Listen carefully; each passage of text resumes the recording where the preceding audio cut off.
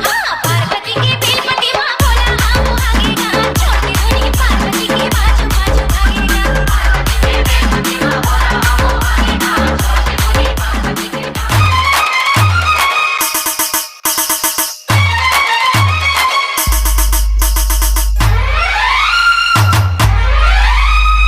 DJ Doman DJ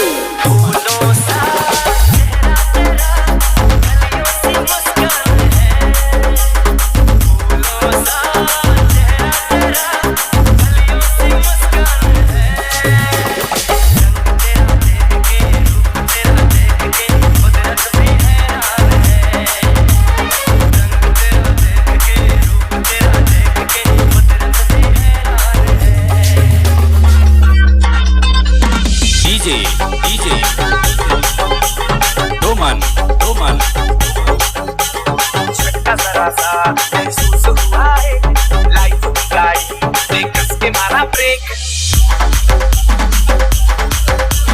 हो रहा है क्यों मेरे दिल, मशवरा मेरा तू आजमा के देख। यही उम्र है कर ले गलती से मिस्टेक, यही उम्र है कर ले गलती से मिस्टेक, यही उम्र है कर ले गलती से मिस्टेक, यही उम्र है कर ले गलती से मिस्टेक। बेटा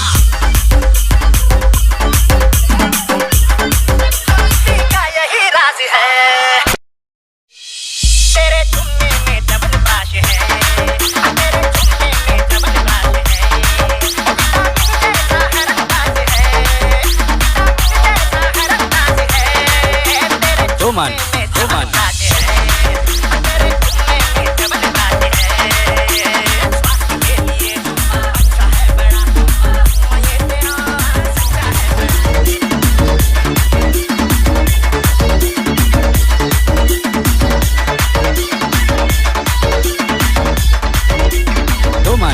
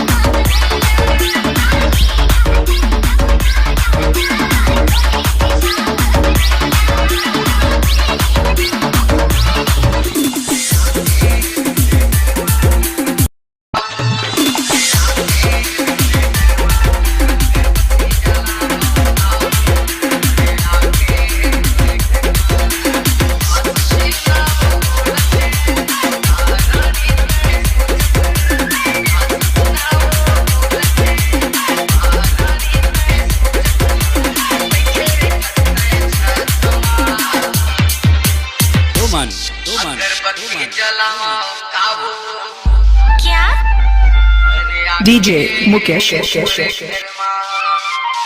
कैसे कर फंस रहे?